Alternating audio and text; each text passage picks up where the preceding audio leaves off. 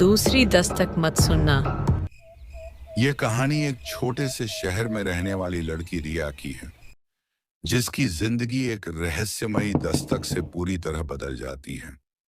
रिया एक साधारण चुपचाप रहने वाली 19 वर्ष की युवती थी, जो अपने माँ बाप के साथ रहकर पढ़ाई करती थी। उसका जीवन सामान्य था, जब तक कि एक रात उसने अपने घर के दरवाजे पर एक अनजान दस्तक नहीं सुनी। वह रात बहुत अजीब थी। बाहर हल्की हल्की बारिश हो रही थी और हवा में भी अजीब सी ठंडक थी। रिया माँ से बोलती है, माँ, आज बहुत तेज बारिश हो रही है। मैं अपने कमरे में सोने जा रही हूँ। और फिर रिया सोने चली जाती है।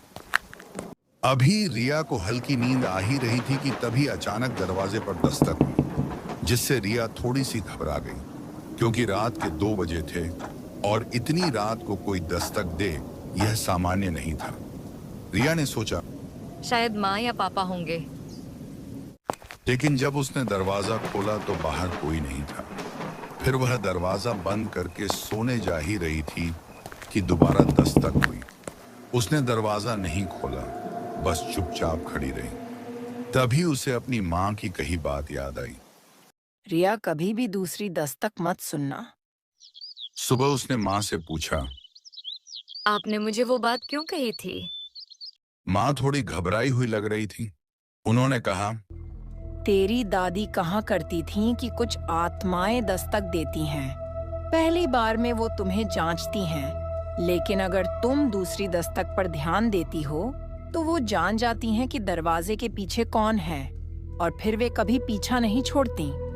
रिया को पहले तो यकीन नहीं हुआ, पर अगले कुछ दिन और रातें अजीब होती चली गई। हर रात 2 बजे उसके दरवाजे पर दस्तक होती थी।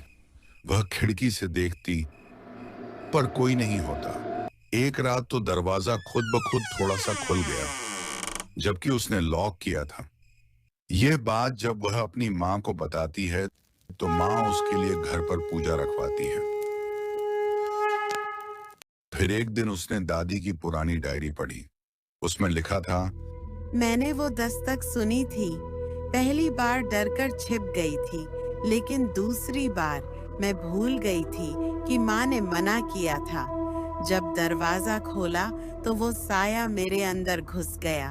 अब वो हर रात मुझसे बात करता है। यह पढ़कर रिया सिहर उठी। वो सोचती है, क्या वही आत्मा अब मेरे पीछे है? उसने इंटरनेट पर रिसर्च करना शुरू किया और उसे कुछ पुराने अखबारों की रिपोर्ट्स मिली। उसी गली के 3 घरों में पिछले 10 वर्षों में रहस्यमयी गायब होने की घटनाएं हुई थी। हर घटना में एक ही चीज समान थी, रात 2 बजे दरवाजे पर दस्तक। वह समझ नहीं पा रही थी कि अब आगे वह क्या करे। तभी गांव के कुछ लोगों ने उसे तांत्रिक के पास जाने का सुझाव दिया। तब वह एक स्थानीय तांत्रिक बाबा महेश्वर नाथ से मिलने गांव के बाहर गई। बाबा ने उसकी आंखों में देखते ही कहा, तूने दूसरी दस्तक सुनी है, अब वो तुझसे जुड़ गया है। केवल वही बच सकता है जो तीसरी दस्तक से पहले आत्मा की मंशा समझ ले। बाबा ने उसे एक लाल धागा दिया और कहा, इसे दरवाजे पर बांध दे। अगर वो आत्मा सच में है तो अगली रात वो खुद को दिखाएगा, पर याद रख, डरना मत। रिया ने वैसा ही किया। उस रात जब दस्तक हुई, धागा फड़फड़ाया। दूसरी दस्तक के बाद दरवाजा हल्के से खुला और एक ठंडी हवा का झोंका अंदर आया। रिया की आंखें खुली की खुली रह गईं। सामने एक धुंधली औरत की आकृति थी, अधजले चेहरे के साथ। वह औरत कुछ कहना चाह रही थी। उसके होंठ हिल रहे थे, पर आवाज नहीं आ रही थी। रिया ने हिम्मत करके पूछा, तुम कौन हो और मुझसे क्या चाहती हो? औरत ने कांपती आवाज में कहा, मुझे इंसाफ चाहिए। मैं मरी नहीं, मुझे जलाया गया था उसी घर में जहां अब तुम रहती हो। धीरे धीरे आत्मा की पूरी कहानी सामने आने लगी। उसने बताया, मेरा नाम रूपा है।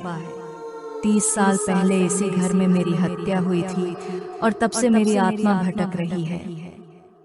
हर बार मैं किसी मासूम को ढूंढती थी जो मेरा सच सामने ला सके, पर हर बार लोग डर कर दरवाजा बंद कर लेते थे, सिवाय उन लोगों के जिन्होंने दूसरी दस्तक पर मुझे अंदर आने दिया। रिया बोलती है। मैं तुम्हें इंसाफ दिलाऊंगी। रिया ने थाने में रूपा का पुराना केस दोबारा खुलवाया, जिसमें उसकी मदद एक पत्रकार ने की जिसने उस दौर की रिपोर्टिंग की थी।